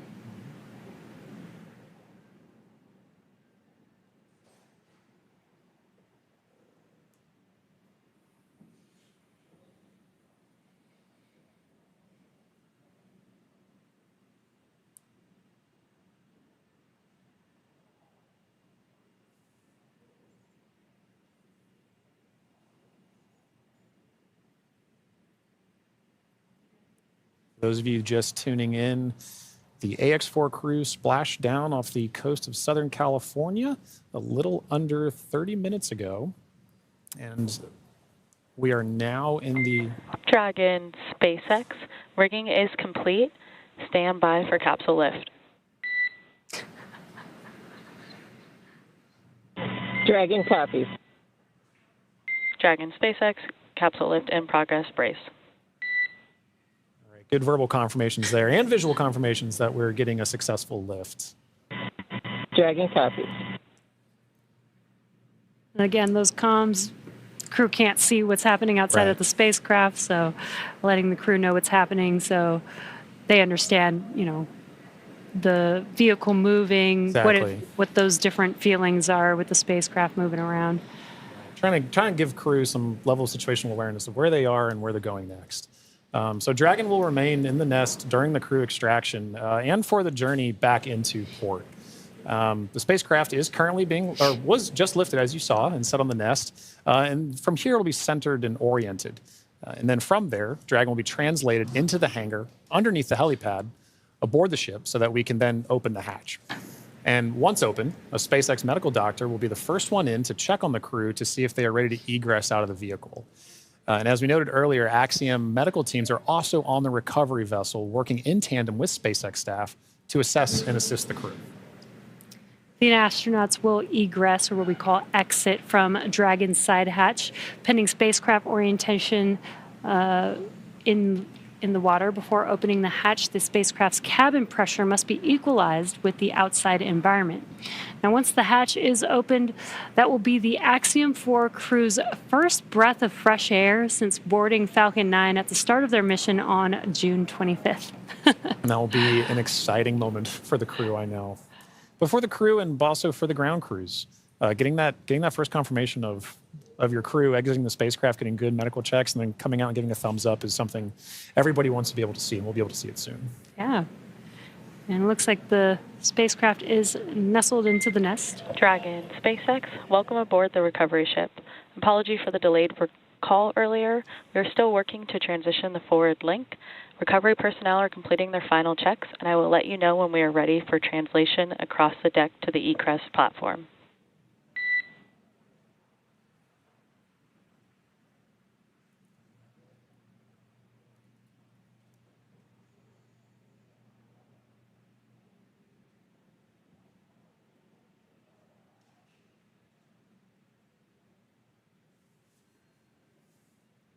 Now, they are de-rigging the spacecraft, but they're also doing some final sniff or leak checks and then covering the thruster locations prior to opening that hatch. Let's just make sure that the vehicle is more than safe for the crew members to exit the vehicle.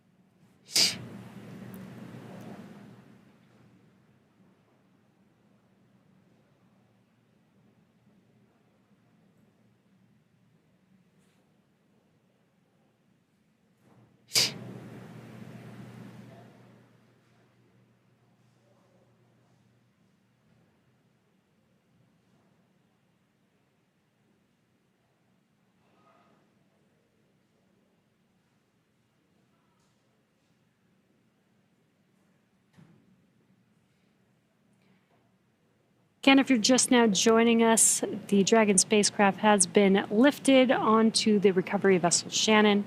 Now the recovery crew is safing the vehicle. They're putting some covers on the thrusters of the vehicle just to ensure, now that the spacecraft is no longer in operation, we don't need those thrusters. They did some sniff checks before they put some covers on it. SpaceX, comm check. We have you loud and clear in Dragon. Copy that, Dragon. We have you the same. Welcome aboard the recovery ship.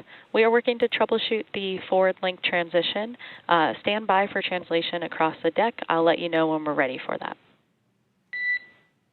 Okay, copy.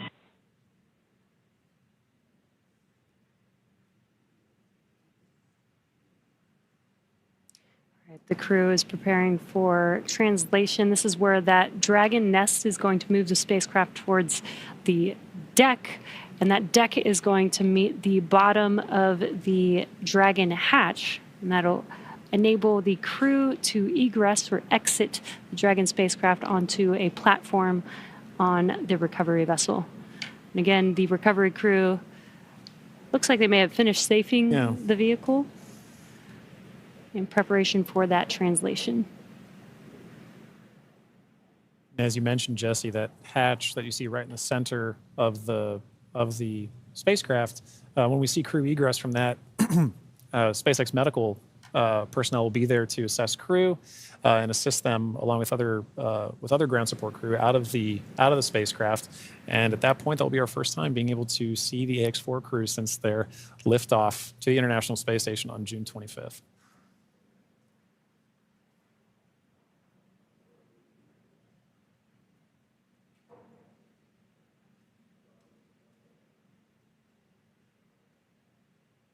On a side note, I do love seeing crew go into and come out of the hatch, whether it's the side hatch or whether it is the docking port. I love seeing the smiles on their faces. Yeah, it's going to be exciting for them once we open this Dragon side hatch. Again, it'll be the first breath of fresh air in about 20 days for them since they boarded the Falcon 9 on launch day. And it is an interesting distinction. You launch in the Atlantic and you splash down the Pacific. It's very different breaths of air that you're getting. And you traveled all over space for thousands of miles. 288 orbits, something like 7.6 million miles, all just to come down across the country. Millions of miles, I should say.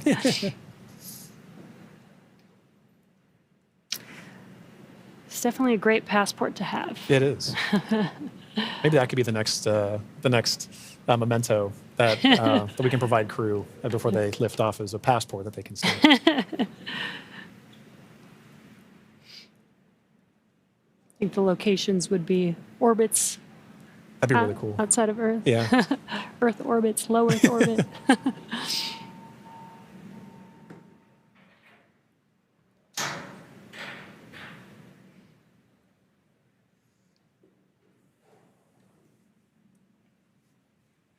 Again, next up, we are expecting the translation of the Dragon spacecraft named Grace, named by the Axiom Mission 4 crew.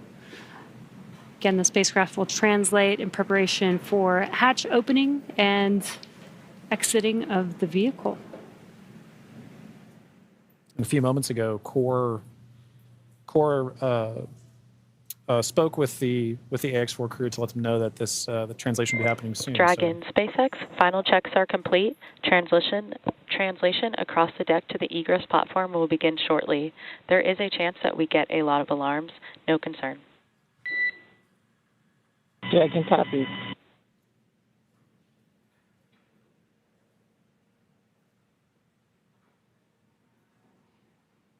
And we have movement. Translation is beginning.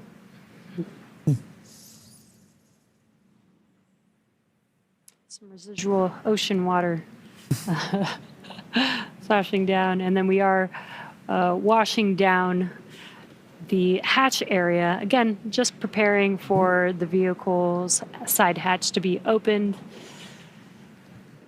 Getting some of that salt water off, maybe some of that plasma from reentry off. Right, all nominal processes to ensure that that crew can safely egress the vehicle, but also that ground personnel are safely protected while handling the spacecraft and crew as well. So at this point, we can see SpaceX personnel positioning themselves to support in this, as well as the spacecraft making final approaches to that upper landing pad for crew to egress the vehicle.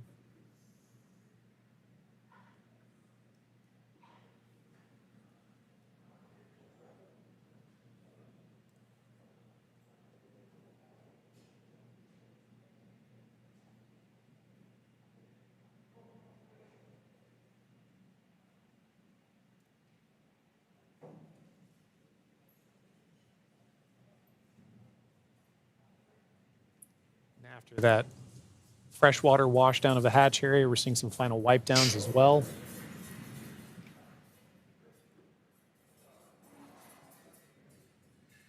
For those with a keen eye as well, you could see on the side of Grace, as it was making its approach towards the upper landing, the Axiom logo proudly displayed on the spacecraft.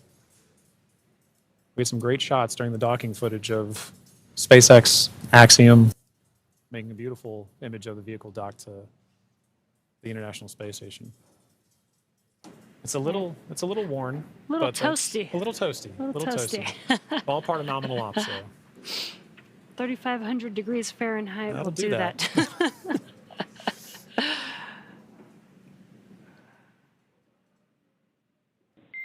Dragon, SpaceX, standby for side hatch opening and egress of some smiling faces. Here we go.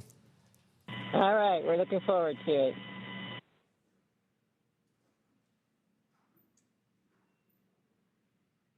They are just about to open that side hatch. And again, first person that'll greet the crew will be the medical officer.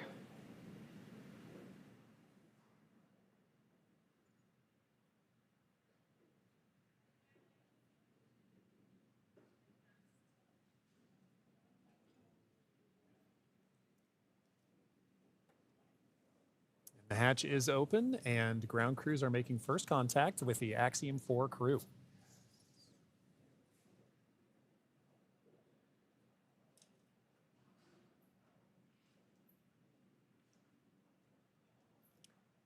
And you see that square looking tool, that's just a protector for the hatch seal for while the crew egresses.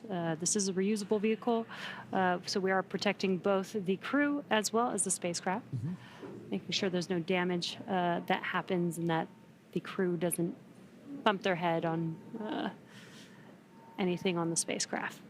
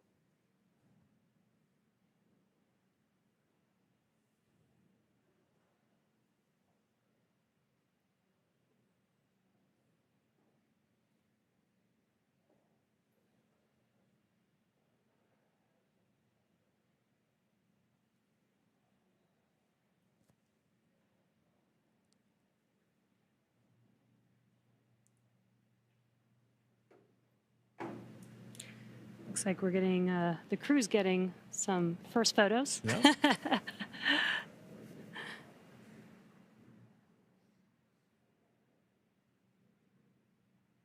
a good sign that they had good initial comms with medical personnel. So this time we are now just, if you're just joining us, we're waiting for the AX4 crew to egress or exit the Dragon spacecraft, also known as Grace, as part of the conclusion of their more than 20-day mission to the International Space Station.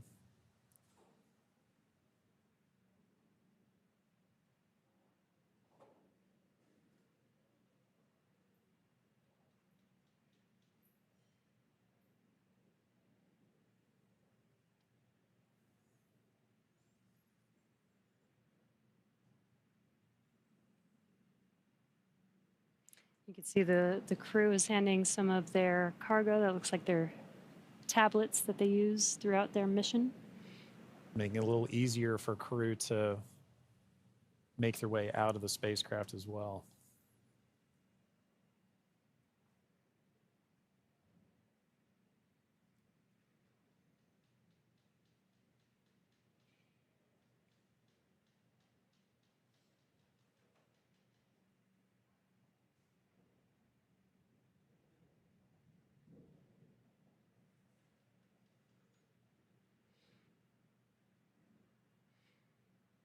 Looks like they just removed the footrests.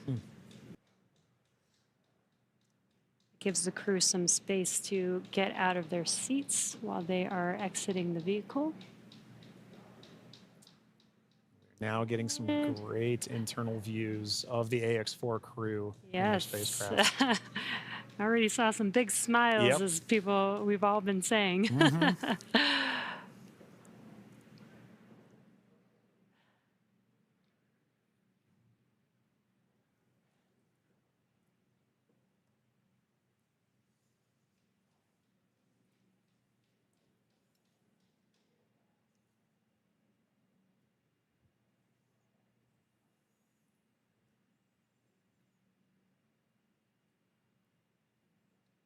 As we wait for the AX4 crew to egress the vehicle, you can see ground crew is still putting in aspects of I'm not going to call it rigging, but hardware to help the crew get out of the spacecraft more easily. Reminder that they've been in microgravity for a little over 20 days, and occasionally your first few steps back on Earth can be slightly challenging. It's a little different in microgravity Yeah. than Yeah. dealing with the gravity here on Earth.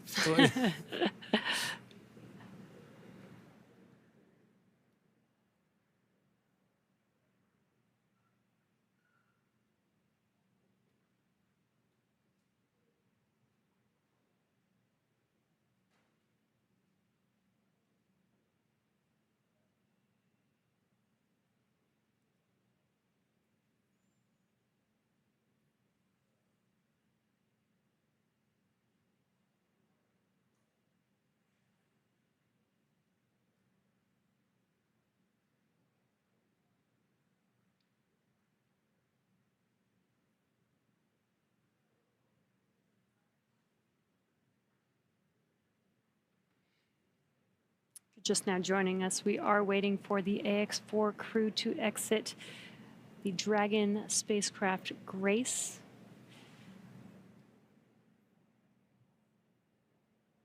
Peggy, Shooks, Suave, and Tibor are at the end of their Axiom Mission 4. After 20 days in space, 18 on board the International Space Station. 18 days.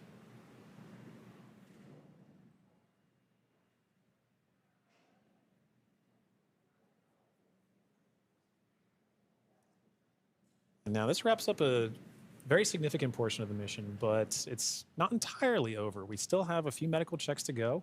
And then in addition to that, the AX4, all the research done on the AX4 mission is all going to be in a world of post-processing, analysis, assessment, and that's all part of it, as well as crew debriefs. So, following after crew egresses the spacecraft and gets good medical checks, at that point we'll be getting the crew back home, and then continuing the final, we'll call it terrestrial-based operations of the That's AX4 right. mission. I guess it's more of the end of the space-facing portion of the mission. Operational phases. Right. We're still going to take our time to get there. You can see ground crews are still working with the crew members and hardware inside. They've established some ground support equipment to help in the aid of the AX4 crew getting out of the spacecraft.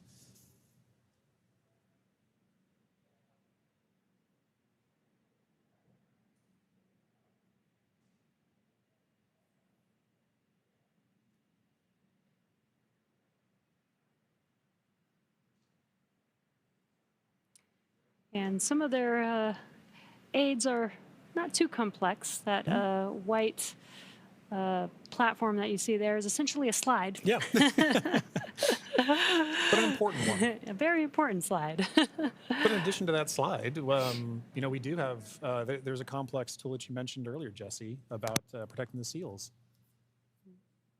We can see now first crew members looking to make their egress from the spacecraft along that slide. Sliding out.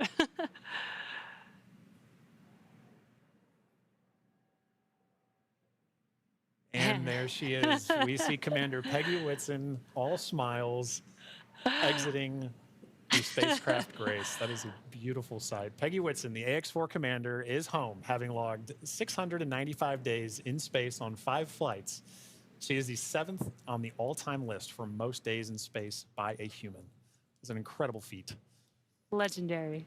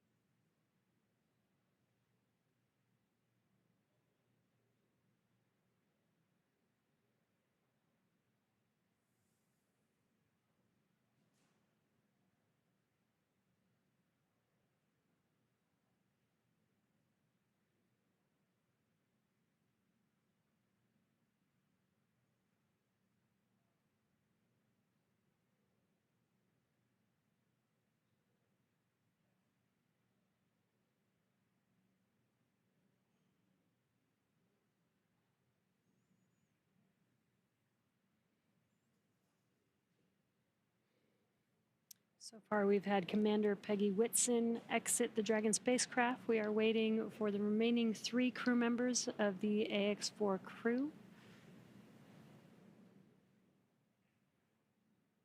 There's no real order to the egress. It's really up to the crew. So we're patiently waiting to see who's up next. Right.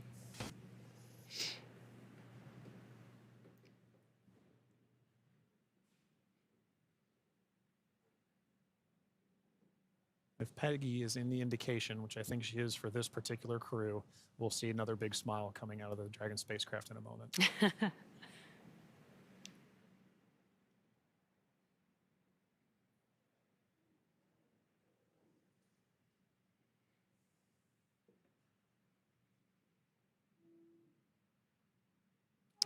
And we've got our pilot, Shubhanshu Shukla, as our 2nd crew member exiting the spacecraft. And some big smiles, as you said. India reached a major milestone for the nation's space exploration goals. AX-4 pilot Shubhanshu Shukla became the first astronaut to fly from the country's newly established astronaut corps. His participation marks a vital step forward for ISRO's Gaganyaan program, which aims to send Indian astronauts into space aboard domestically developed spacecraft. Shukla's flight demonstrates India's readiness to execute international missions and reflects the country's broader ambitions to become a key player in the global space community. As India continues to expand its capabilities in crewed spaceflight, this mission serves as both a proving ground and a symbol of its commitment to innovation, collaboration, and leadership in space exploration.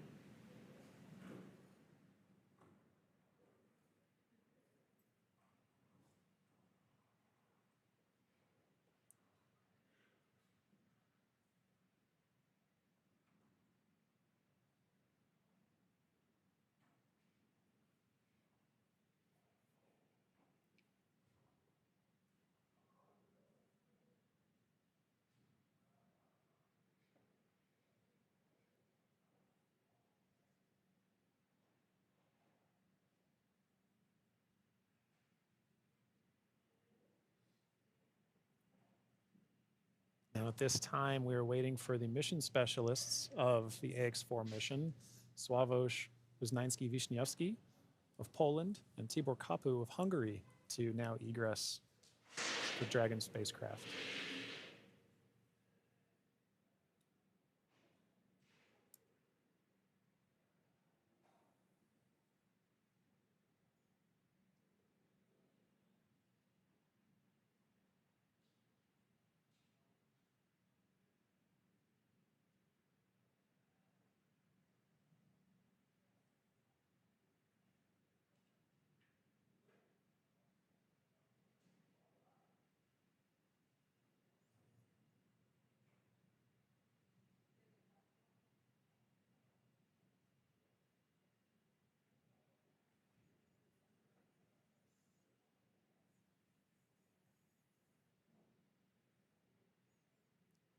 We have our third crew member now egressing the vehicle. And there is Sławomir Uznański-Wiśniewski of Poland. Sław is all smiles for this, which I love to see. Now, Poland's participation in the AX-4 mission through the Ignis program marked a pivotal step in the country's growing role in space exploration. Astronaut Sławomir Uznański-Wiśniewski, flying in partnership with the European Space Agency, led a research agenda focused on some of the most pressing challenges in human spaceflight: mental health, artificial intelligence, and radiation monitoring. These areas are critical not only for ensuring astronaut well-being on long-duration missions, but also for enabling safe and sustainable exploration beyond low Earth orbit. The Ignis mission reflects Poland's strategic investment in cutting-edge science and its ambition to contribute meaningfully to the future of deep space travel. It also signals a broader shift in Europe's space landscape, where emerging space nations are taking on increasingly vital roles in shaping the next era of exploration.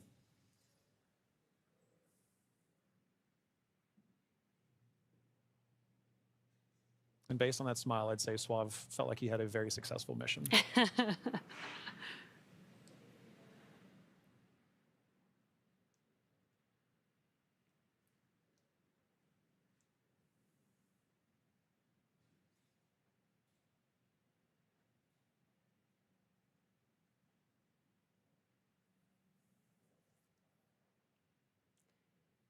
3 of 4 crew members have exited the Dragon spacecraft. We're now just waiting for the final crew member, Tibor, to exit the spacecraft here.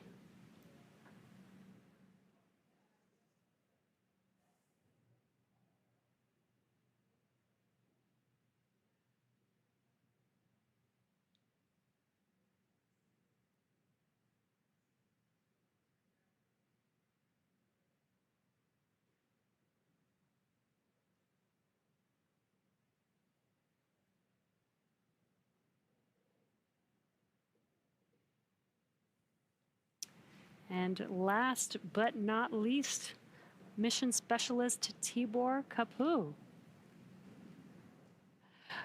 Hungary marked a significant milestone in its space ambitions with the AX-4 mission as astronaut Tibor Kapu became the first Hungarian to reach the International Space Station, and all smiles from him there. His participation under the banner of the Hunor Hungarian to Orbit program represents Hungary's commitment to advancing its role in international space exploration. This mission signifies the country's return to human spaceflight after decades and highlights its strategic investment in science, technology, and innovation.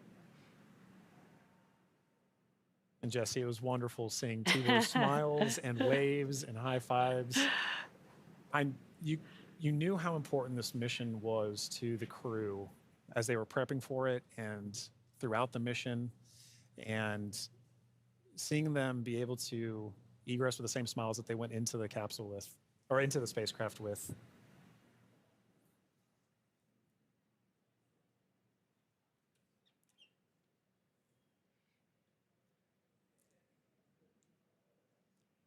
Well, at this point, the crew is now safely back home on Earth. Yeah. Now that our crew are safely back home on Earth and getting the first checks by SpaceX and Axiom space medical teams, we're going to wrap up our live coverage of their historic return. AX-4 lifted off from Launch Complex, from Launch Pad 39A at 2:31 a.m. Eastern Time on Wednesday, June 25th, and arrived at station on Thursday, June 26th. They spent about 20 days in space and 18 of those days on the International Space Station before undocking yesterday. And then this morning at 2:31 a.m. Pacific Time, they splashed down off the coast of San Diego, California. What an amazing journey it's been for them so far. Yeah, it's been absolutely incredible. And Jesse, it's been fantastic again sharing the desk with you. Thank you so much for joining me on this, and I'm glad we got to spend this time together. But now this crew's entire trip is home, we're ready to move on to the next phase of the mission. So to SpaceX, thank you for an incredible flight and taking such great care of our crew. To NASA, the International Space Station partners, and the Expedition 73 crew, thank you for helping make the efforts of the AX-4 mission possible. We're really looking forward to collaborating with everyone again soon. And a special thank you to ISRO, ESA, and Hunor for entrusting us with this mission. And to all of you watching at home, it's been an honor and a privilege to share the journey of Peggy, Shuks, SWAV, and Tibor to space and back again. So as we bring this mission to a close, we celebrate how the AX-4 mission continues to demonstrate that the opportunities presented in microgravity have now grown to include more countries, more institutions, industries, and individuals than ever before. Through missions like this, we're redefining the pathway to low Earth orbit and building for beyond.